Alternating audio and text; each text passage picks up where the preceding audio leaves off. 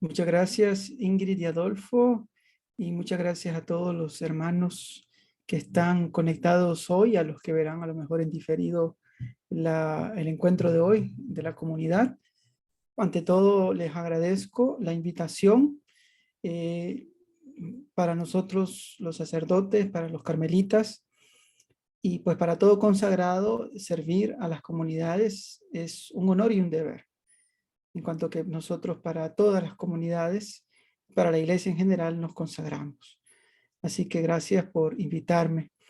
Eh, Me gustaría, quienes puedan, porque yo sé que no siempre es posible, quienes puedan encender sus cámaras, me gustaría que las tuvieran encendidas para poderlos ver, porque me facilita para hablar, ¿verdad? Me cuesta un poco hablar sin verlos, no sé, tal vez es una mala costumbre, pero muchas gracias a quienes puedan, pues les agradezco. Vamos entonces a leer lo que es el texto de hoy, ¿no? El texto de Juan, de las bodas de Caná, el capítulo 2, del 1 al 11, donde Juan nos presenta este texto que podemos llamar eh, el texto donde se presenta a Jesús públicamente, ¿no? Para Juan, a través de un signo, a través de la simbología de las bodas, Jesús es presentado, ¿verdad? Públicamente. Antes de iniciar un poco con algunos de los elementos que están detrás del texto, lo vamos evidentemente a escuchar. Lectura del Santo Evangelio según San Juan. Gloria a ti, Señor. 3 días después se celebraba una boda en Caná de Galilea y estaba allí la madre de Jesús. También Jesús y sus discípulos estaban invitados a la boda. Se acabó el vino y la madre de Jesús le dice, no tienen vino. Jesús le responde, ¿qué quieres de mí, mujer? Aún no ha llegado mi hora. La madre dice a los que servían, hagan lo que él les diga. Había allí 6 tinajas de piedra destinadas a los ritos de purificación de los judíos, con una capacidad de 70 a 100 litros cada una. Y Jesús les dice, llenen de agua las tinajas. La llenaron hasta el borde. Les dice, ahora saquen un poco y llévenle al encargado del banquete para que lo pruebe. Se lo llevaron y cuando el encargado del banquete probó el agua convertida en vino, sin saber de dónde procedía, aunque los servidores que habían sacado el agua lo sabían, se dirige al novio y le dice, todo el mundo sirve primero el mejor vino y cuando los convidados están algo bebidos saca el peor. Tú, en cambio, has guardado hasta ahora el vino mejor. En Caná de Galilea hizo Jesús esta primera señal, manifestó su gloria y creyeron en él sus discípulos. Después bajó a Cafarnaúm con su madre, sus hermanos y discípulos, y se detuvo allí varios días. Palabra del Señor. Gloria y honor a ti, Señor Jesús. Señor Jesús. Bueno, lo primero que hay que decir que este texto propiamente no tiene la intención de narrar una boda como tal. De hecho, no se nos narra nada sobre los novios y no tiene tampoco como personajes principales al novio o a la novia. Quienes aparecen como personajes principales son Jesús y María. Y el signo y lo que ese signo conlleva, que es la fe, o suscita más bien la fe. Digamos que el texto que nos presenta Juan no tiene como objetivo, aunque llamamos al texto la boda de Caná, pasa un poco como pasa con el texto de el hijo pródigo. Lo tenemos como mal, el título no es como muy correcto en cuanto a que el centro no es tanto las bodas, sino Cristo y María, ¿no? En la boda de Caná y el signo de la conversión de agua en vino. Eso lo primero.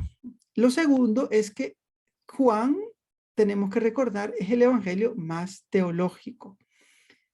Y eso significa, no es que estamos diciendo, como bien dicen los biblistas, que sea falso, porque algunas veces pensamos que cuando hablamos de que Juan es más teológico y más espiritual, entonces decimos, entonces no es histórico.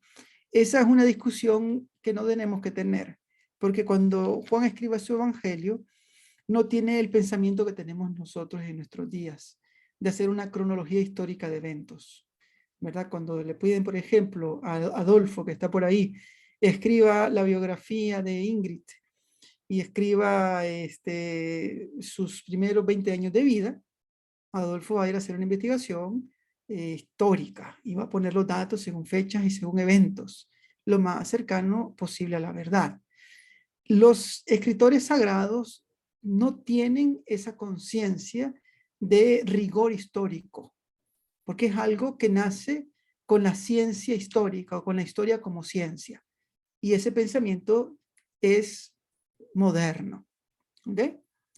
No es un pensamiento que se tuvo siempre. ¿Qué quiero decir con esto? Que cuando se narraban historias en la época bíblica, a ellos no les interesaba tanto el rigor histórico cuanto que el mensaje teológico. Yo supongo que esto ya lo he escuchado muchas veces porque ustedes son comunidades que se forman continuamente. No sé si me equivoco, Adolfo, más o menos este discurso está presente. Sí, ok. Es decir, más que el hecho histórico concreto, es el mensaje teológico de fondo. ¿Ok? Por eso es que cuando hacemos una lectura bíblica, tenemos que irnos siempre al contexto de lo que se está diciendo. Y tenemos que incluso entender lo que el autor sagrado quiere decir. El Concilio Vaticano II, en su constitución dogmática Dei Verbum, habla de la interpretación, de la divina revelación, habla sobre la interpretación bíblica y nos habla propiamente de varios criterios de interpretación. Lo digo para que tengamos presente que más que encontrar la narración de una boda, donde vinieron los mariachis, les tiraron arroz y cantaron el Ave María al final, más que eso, lo que tenemos aquí es un mensaje teológico profundo. ¿Ok? Es un mensaje, hay una verdad, dirían los teólogos biblistas, hay una verdad más profunda que una simple cronología de hechos. ¿Ok? Hay algo mucho más profundo porque se nos habla de boda, se nos habla de signo, se nos habla de 6 números, se nos habla de piedra, Jesús le llama a María madre, es decir, hay varias cosas que tienen un significado teológicamente mucho más profundo que el simple narrar hechos históricos cronológicamente. Entonces, por eso es que dice aquí el biblista Luis Alonso Checker en su comentario a la Biblia que tengo yo por acá. Dice, no se trata de la crónica de unas simples bodas. Existen demasiadas anomalías en el relato para que lo sea. No se habla de los esposos. Jesús se rehúsa a obrar el milagro, pero luego lo realiza. La abundancia de agua convertida en vino para tan poca gente. Existe una acumulación de términos teológicos, hora, signo, gloria, creer. Se trata más bien, dice el autor, de un auténtico signo teológico joánico de Juan. Intervienen dos personajes principales, María y Jesús. Ok, entonces lo que vamos a intentar hacer es descubrir cuál es el mensaje teológico o los mensajes que nos está diciendo Juan en este texto. Lo primero es que teológicamente boda significa, bueno, evidentemente de forma natural, no teológica, una boda es la unión entre un hombre y una mujer, una alianza, la promesa pública de una alianza en la cual el hombre y la mujer frente al sacerdote y a la comunidad se prometen juntos, ¿verdad? Lo que conocemos que son los votos que pronuncian y las promesas, ¿verdad? De la boda. Pero también tiene una simbología, la boda teológica bíblica, teológico-bíblica, que son las bodas entre el pueblo de Israel y Dios, el Señor. ¿Dónde se hicieron estas bodas? ¿En qué lugar? En el Sinaí, podemos decir. ¿Por qué? Porque ahí fue donde Dios le dijo a Israel a través de Moisés, ustedes serán mi pueblo y yo seré su Dios. Es decir, hago una alianza con ustedes. Ustedes serán mi pueblo y yo seré su Dios. Ustedes cumplirán los mandatos y yo los voy a cuidar, los voy a proteger. ¿Ok? Hay una alianza, hay unas bodas. El Señor es el esposo y el pueblo es la esposa. Digamos, en un sentido evidentemente simbólico. Vamos a hacer una pregunta para que no se me duerma.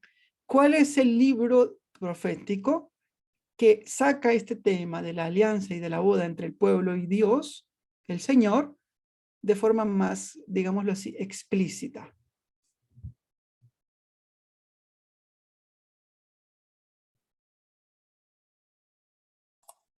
Ser el éxodo, padre. Podríamos decirlo, pero digamos de una forma incluso más simbólica.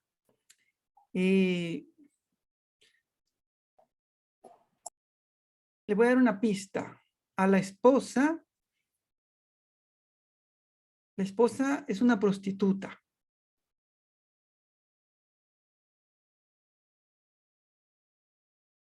En Oseas, padre.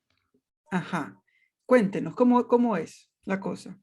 Es de que, bueno, disculpa que no tengo cámara ahorita, pero La soy IT escuchamos de bien, es lo Arevalo. importante. Vaya, en Oseas, se casa con una prostituta y se enamora de ella, y la prostituta al final siempre se regresaba pues a la casa esta donde trabajaban, y él siempre la iba a recoger otra vez y se la llevaba a su casa y ella se le volvía a escapar. Entonces ahí representa que la prostituta al final es el pueblo de Dios, que Dios siempre nos recibe con amor y todo, y nosotros siempre volvemos al pecado, siempre volvemos a pues nuestra vida, pues sí, en pecado, ¿verdad?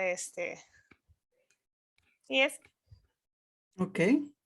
Y el Señor, ¿verdad? Siempre intenta hablarle al corazón, a la esposa, para convertirla, ¿verdad? Esa esposa infiel, que es el pueblo de Israel y que, como bien dice usted, ahí estamos todos los seres humanos de alguna manera representados en nuestra infidelidad. Entonces, eso es para decir simplemente que la simbología bodas aplica, digamos, también a la alianza entre Dios y el pueblo de Israel. Ahora bien, ¿qué es la nueva alianza? ¿Unas nuevas? Díganmelo. Bodas. Unas nuevas bodas. Una nueva alianza es una, ya entendieron la simbología, ¿verdad? Juan presenta unas nuevas bodas.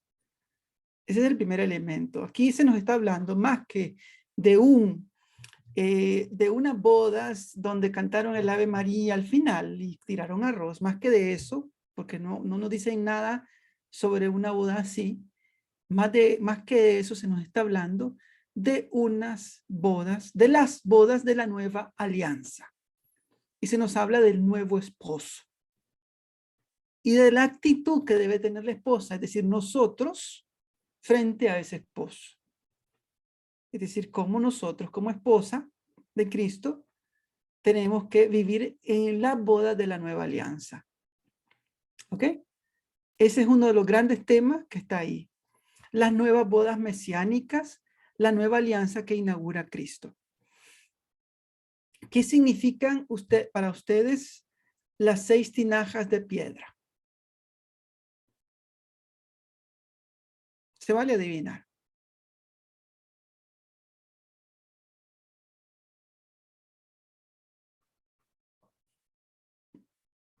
A ver, 6, dejemos el número 6. Pensemos en piedra. ¿Qué era de piedra? Aquello que tiró Moisés y destruyó cuando se enojó. Eran los mandamientos que nos había dejado. Las tablas de la ley eran de piedra. Sí, exactamente. Entonces, las tinajas, que son 6, representan también las tablas de la ley. El número 6, ¿qué significa?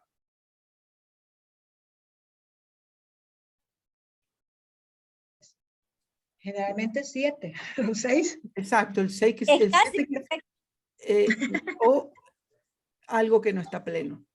Ajá, casi perfecto. O sea, lo perfecto sería los 7, ¿no? La plenitud. Pero casi perfecto, entonces. Casi O sea, perfecto, no algo se logra. algo bueno, pero que no está No está del todo.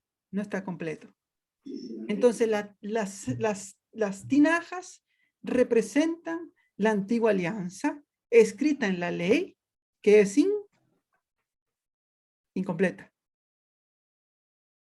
Que tienen, que ya caducan. Es algo que tenemos que tener, porque nosotros somos cristianos. A veces a veces pensamos como judíos. Nosotros no somos judíos, somos cristianos. El esposo es Cristo. Y la ley respecto a Cristo fue, como dice San Pablo, superada. ¿Ok? La ley respecto a Cristo ha sido superada. En cuanto que la antigua alianza ya no es válida, porque la que vale para los cristianos es la nueva alianza cumplida en Cristo. Entonces, las 6 tinajas representan que esa falta de plenitud, falta la 7ª tinaja. Falta, es decir, el vino nuevo y mejor. Hay otro elemento interesante. Si ustedes se ponen a contar los días en los que Juan estaba narrando, la cronología de los días, porque aquí estamos en el capítulo 2 y después dice el día siguiente, y ahorita dice 3 días después. Si ustedes se ponen a contar esos días, ¿cuántos dan? Dan 6. Esto también tiene un significado profundo. A ver, ¿en cuál día fue creado el hombre y la mujer?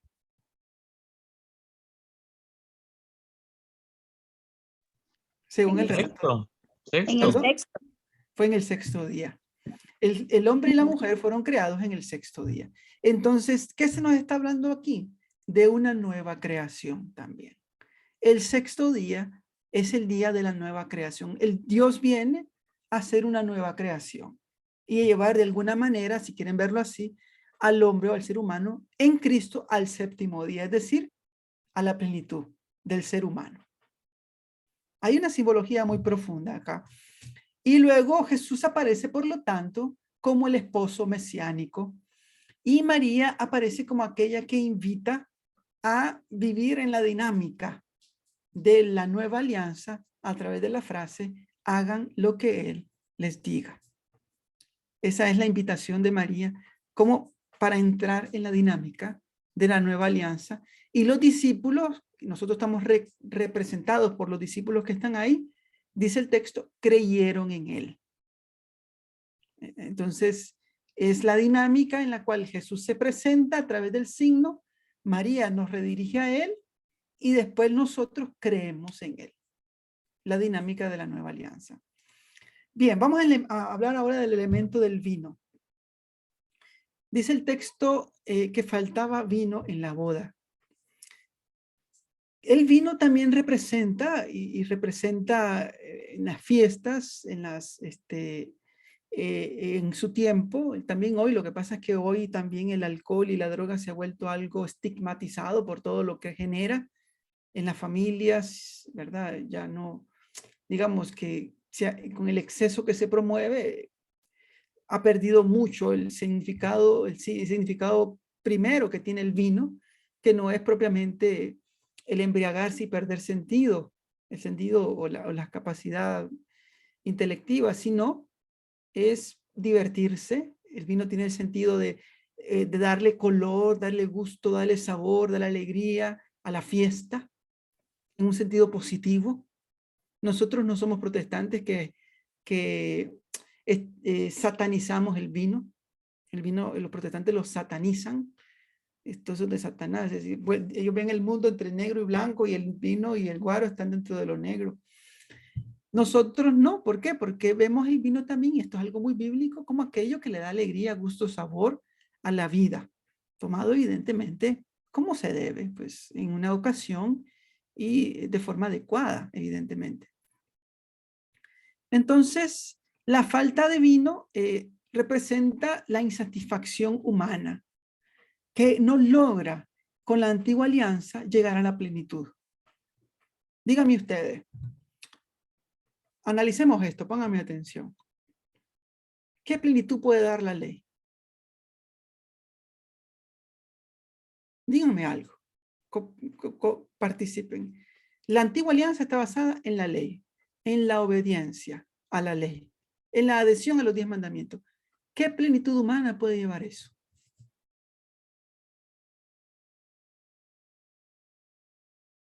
¿Cómo eso te planifica humanamente siguiendo la ley?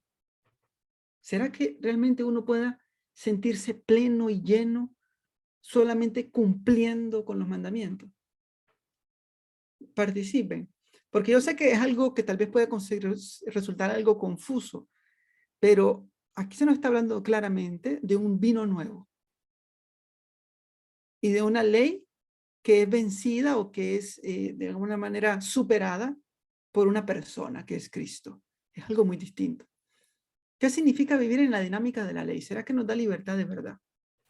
Creo que en un principio, al cumplir con estos mandatos o estas leyes, estábamos logrando, digamos, el objetivo. En un principio se refiere en qué momento. Híjole, me están llamando, no puedo. ¿En qué principio? Antes de Jesús. Bueno, evidentemente es una alianza y tiene su validez y tuvo su vigencia. Uh-huh. Y tuvo también hombre, hay toda una espiritualidad judía que vive a partir de la obediencia, de la adhesión a la ley. Igual viven, y yo lo digo claramente, los musulmanes viven la misma dinámica porque su adhesión es a la ley. Musulmán significa sometido a Alá y a su ley y a sus mandatos. Nosotros somos cristianos y vivimos otra dinámica. Si nosotros hacemos de la vida cristiana una cadena de reglas, estamos perdiendo lo que significa ser cristiano. Un poco. Porque no significa simplemente obedecer por obedecer. Hay una dinámica distinta. La ley es vencida por Cristo. Y esto significa que la adhesión no va a ser tanto a la ley, sino que a la persona de Jesús.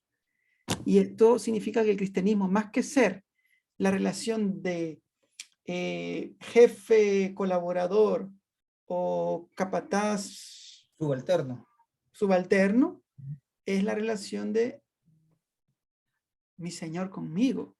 O sea, no es que yo propiamente soy alguien, sí, es mi Señor y yo lo obedezco, pero es mi amigo. Y es con alguien con quien tengo una relación. Yo no recibo un memo diciéndome qué tengo que hacer, como sería la relación entre la visión de los musulmanes en el Islam o de los judíos con su ley. No es que Dios manda los 10 mandamientos, ahí está tu memo, obedece. Se está riendo Ingrid y Adolfo, se acordaron de algo. No se trata simplemente de eso. Para el cristiano, la nueva alianza significa una relación. Es una dinámica relacional la nuestra. La nuestra no es una dinámica de subordinación a unas reglas. Y si ustedes ven la vida cristiana así o su comunidad así, les digo que eso no es cristianismo. El cristianismo es relación. Ustedes que son esposos lo entienden lo que significa una relación. Lo que significa platicar, sentarse, lo que significa entenderse, lo que significa de pronto no estar de acuerdo, de pronto ceder y de pronto esperar algo de alguien y que no ocurra. Normal, ¿no? Las relaciones son así, ¿no? Pues con Dios, en la nueva alianza, propiamente esto es lo que se ha inaugurado. El hecho de que ahora en Cristo, su encarnación significa que ahora sí tenemos un trato con Él. Y en su presencia viva sacramental, en la Eucaristía, tenemos un trato con Él ya dialógico, relacional. Y no simplemente legalista, digámoslo así, observante. ¿Ok? Muy bien. Entonces, ¿qué pasa qué significa que falta vino? Pues significa la situación frágil del ser humano que se siente insatisfecho. El vino, la falta de vino significa cuando te sientes, lo voy a decir así, cuando sientes que te casaste pero algo pasa, que algo te falta. Y cuando te hiciste sacerdote y de pronto, puchica, no quiero otra cosa porque yo a veces siento que me siento un poco vacío. O cuando tienes tus crisis y no sabes para dónde agarrar. O la comunidad se ha visto menguada y tú te sientes que como que el Señor abandonó la barca. Es decir, la falta de vino son todos esos momentos existenciales donde nuestras vidas parece que carecen de sentido, parece que no tienen norte, parece que vamos a la deriva, o parece que las cosas no terminan de ser claras. Todo, hermanos, toditos, todo ser humano afronta esto. Ustedes ven a un sacerdote pararse frente al púlpito y hablar con seguridad. Eso no significa que cuando esté en su cuarto, cuando esté en su oración, esté sufriendo interiormente alguna falta de vino. No piensen ustedes que la vida es nuestra, o yo tampoco sé, yo sé también que las vidas de ustedes son cajeta, como dicen en Nicaragua, fáciles. No, todos tenemos en algún momento la falta de vino. Todos experimentamos eso. ¿Qué hace María? María no critica a los que nos falta el vino, porque nosotros somos bien criticones. Ah, mira que no tienen vino. Uy, qué horrible.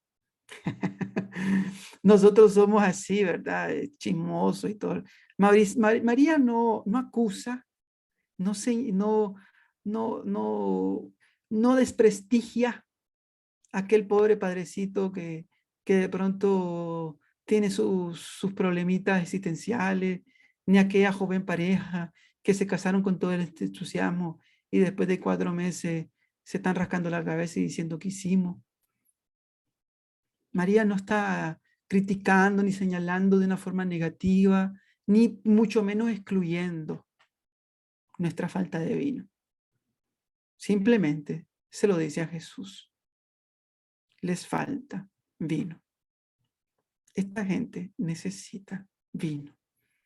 Y aquí está claro que el vino mejor y nuevo es Jesús en la simbología de Juan. Jesús significa el vino mejor y último. Es decir, el primer vino, el vino de la antigua alianza, el vino que se sirvió primero, estaba bueno.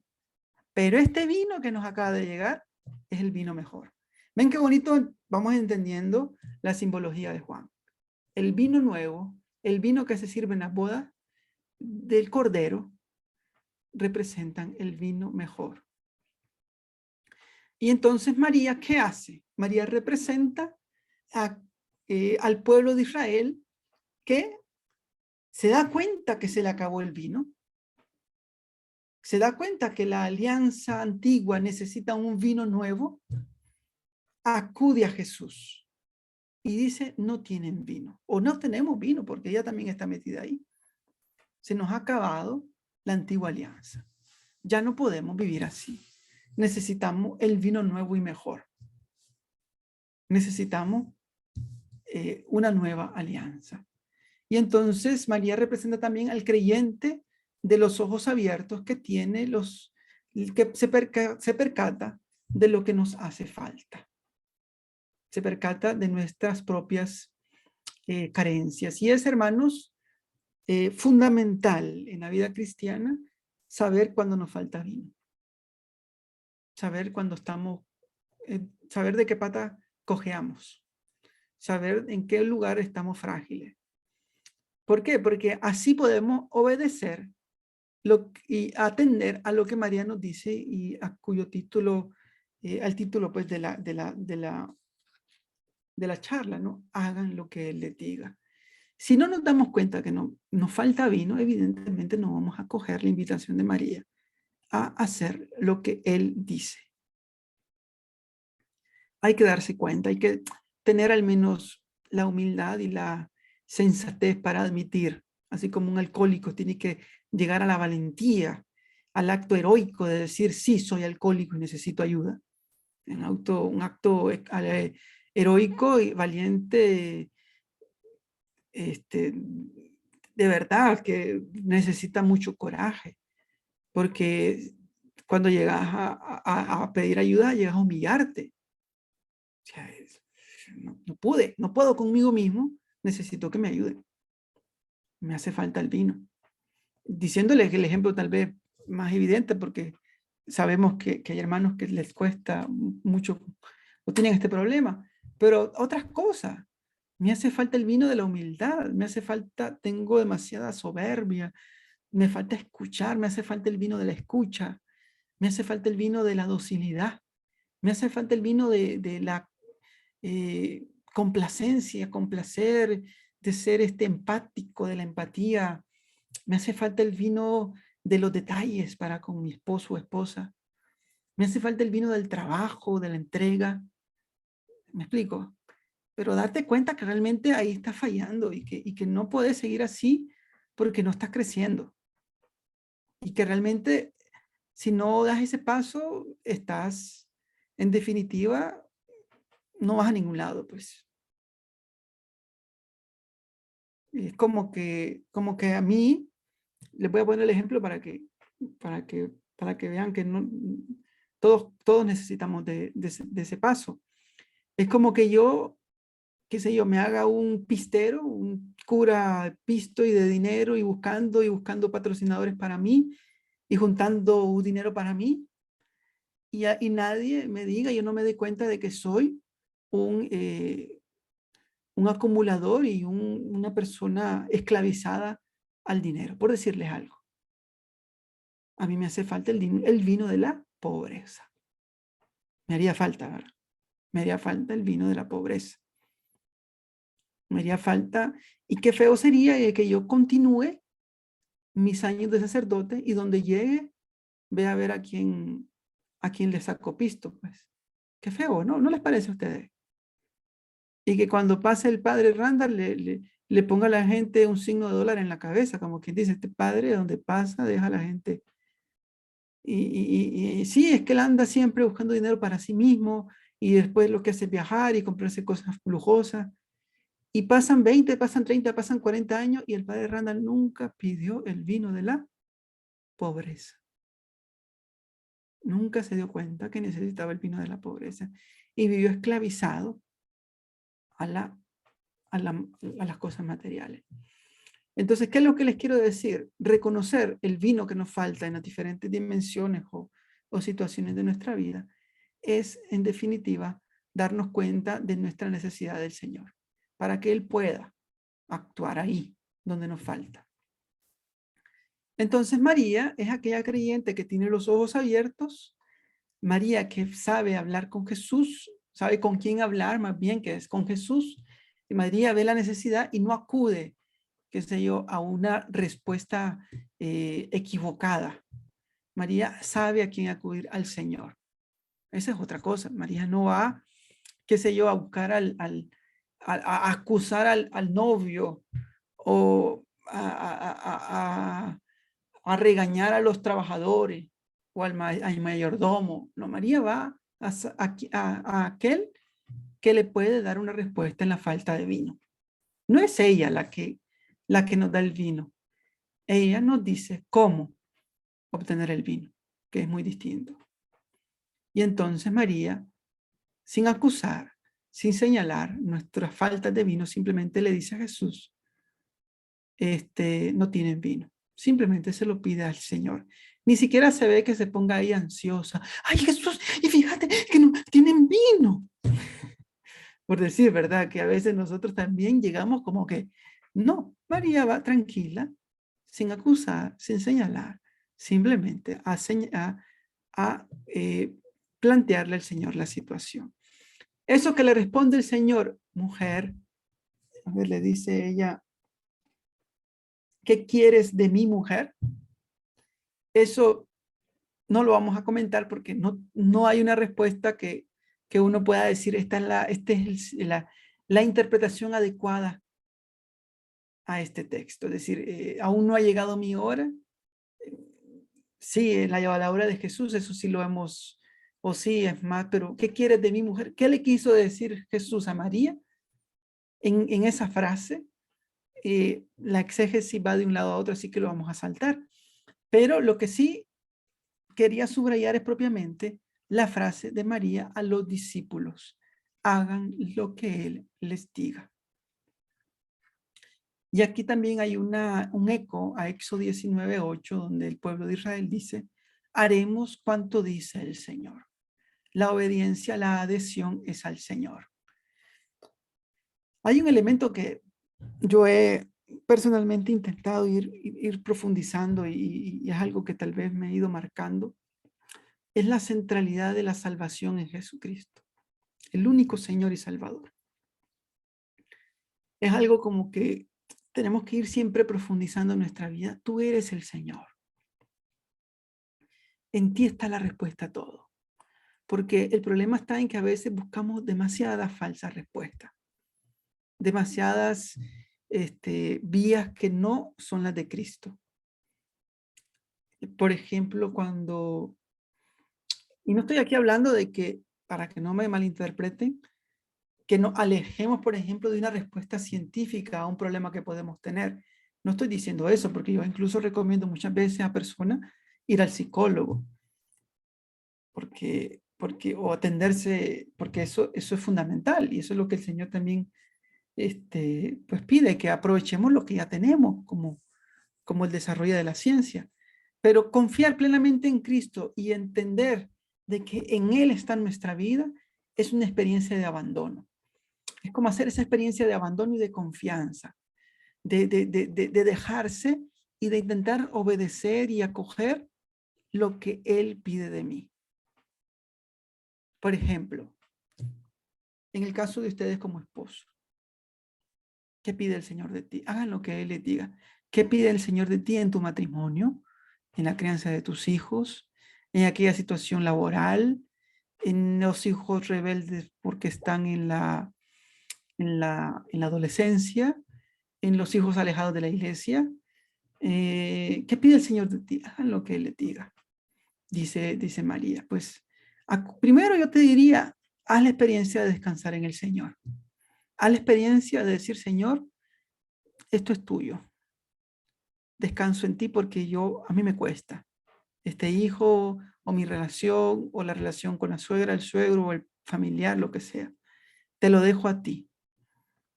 Hacer lo que Él les diga también significa confiar en Él y descansar esa aflicción en Él. Y luego también atender a lo que Él me está proponiendo. Cargar la cruz. El que quiera venir conmigo, que cargue con su cruz y me siga. Una propuesta explícita del Señor. Pues yo, Señor, acojo mi cruz. Yo, Señor, en medio de esta situación, persevero y le doy un sí a mi matrimonio. Y le doy un sí a mi familia. Y amo a mi hijo en medio de esa fragilidad o esa dificultad que está viviendo. Significa, hermanos, el descanso pleno en saber en quién, pues en Él. En saber en quién hemos puesto nuestra confianza. María aquí nos da la clave fundamental de la nueva alianza y de la dinámica cristiana a un nivel existencial, a un nivel práctico, a un nivel cotidiano, a un nivel de día a día. Hagan lo que Él les diga. María no nos está diciendo, son 40 las observancias que tienen que hacer. 1, 2, 3, 4, hasta llegar a la 40. María no está diciendo eso.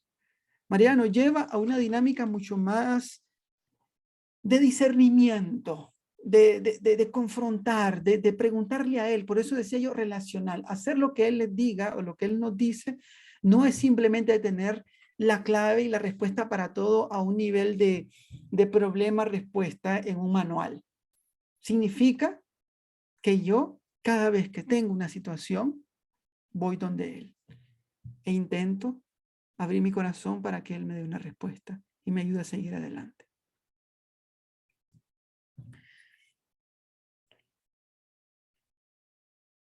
Por lo tanto, el camino de la salvación en la dinámica de la nueva alianza es el camino de la libertad humana. No es el camino de la obediencia. No es el camino de una fe vivida, como ocurre tantas veces, en la dinámica legalista, como decía al inicio, en la cual, qué sé yo, patrón subordinado, sino en la dinámica de la obediencia dialógica, es decir, de diálogo con el Señor.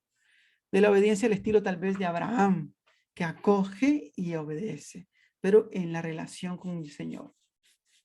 No es simplemente que no vamos a buscar la respuesta a nuestros problemas simplemente en un manual, no, es también venir y presentárselo al Señor y obedecer y acoger aquello que el Señor está poniendo en mi día a día, a pesar de que me cueste. Por lo tanto, ante todo, María está invitando a la docilidad a la palabra de Dios, a la palabra de Jesús, a su mensaje, a su invitación. ¿Y qué es lo que podemos decir contrapone o se contrapone a esta dinámica? Pues, o a la dinámica de la nueva alianza. Todo lo contrario que hay en nuestro corazón y que es lo que realmente impide nuestra salvación y una vida cristiana más auténtica, que es la desobediencia, que es la autosuficiencia, que es la soberbia, que es ese subjetivismo, es decir, es encerrarse en nuestro propio yo y sacar todo desde mí mismo sin confrontarme con el Señor.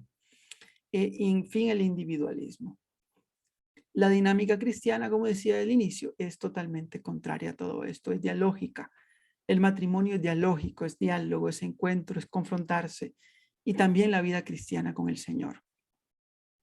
Por lo tanto, nosotros seremos nuevamente o viviremos nuevamente según una dinámica cristiana a través de la obediencia, la docilidad, a aquel que sabe qué es lo que nos conviene. Él es el que nos va a dar el vino que nos falta. Y el último elemento que a mí me gusta subrayar siempre porque se deja, siempre cuando venimos a orar, o no siempre, pero muchas veces, Señor, que se haga tu voluntad, decimos. Señor, te lo dejo en tus manos, lo dejo en ti. No sé si a ustedes les pasa algo a eso. Y a mí también, pues yo también lo digo. Es una oración cristiana válida y correcta. Decimos, Señor, haz tú todo esto y que lo dejo en ti. Sí. Pero María también te dice, hagan lo que Él les diga. No sé si estamos captando esto. María apela a la libertad y a la respuesta nuestra. A veces, cuando descansamos en el Señor, lo que estamos haciendo es desligando la responsabilidad. Y esto es una cuestión grave, porque Dios te hizo libre y también te hizo manos. Señor, ayuda a la parroquia, ayuda al párroco, ayuda al padre. Y después no haces tú tu parte. No te entregas, no sirves, no vienes con docilidad a intentar apoyar y servir. Entonces, pero Señor, pero yo te pido, entonces no estás haciendo lo que Él te está diciendo. Estás orando, pero al mismo tiempo estás desligando tu responsabilidad, desligándote de la realidad. Por decir con la parroquia, porque, pues bueno, pero también en todo, pues con tu esposa, Señor, que yo me pueda reconciliar con ella, que podamos volver a como antes, porque me perdone, pero no haces lo que Él te dice, que es a lo mejor cambiar actitudes, que es a lo mejor buscar ayuda profesional para superar algunas cosas que están significando ruptura en el matrimonio. Todo lo pones en manos del Señor, sí, pero tampoco tú estás haciendo lo que tienes que hacer, lo que el Señor te está invitando a hacer. A veces espiritualizamos todo y pensamos que las cosas van a venir así como por arte de... No, haz lo que el Señor te dice. Si el Señor te está diciendo a través del sacerdote o a través de tu esposo o de la comunidad que es necesario que hagas una terapia con cierto psicólogo porque realmente aquella situación que estás teniendo, aquella esclavitud, está dañándote y está dañando el matrimonio y necesitas ayuda profesional, con el solo orar y pedírselo al Señor, estás como desligando tu responsabilidad. Y no es que la oración no tenga poder, no estoy diciendo eso. Lo que estoy diciendo es que el Señor te está poniendo también herramientas que te van a ayudar a salir, junto con la oración. Hagan lo que Él les diga. Tú debes decidir y te debes hacer, debes trabajar.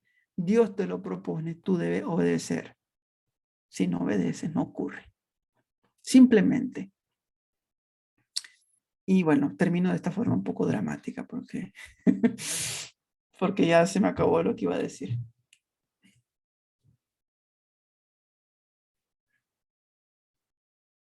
Muchas gracias.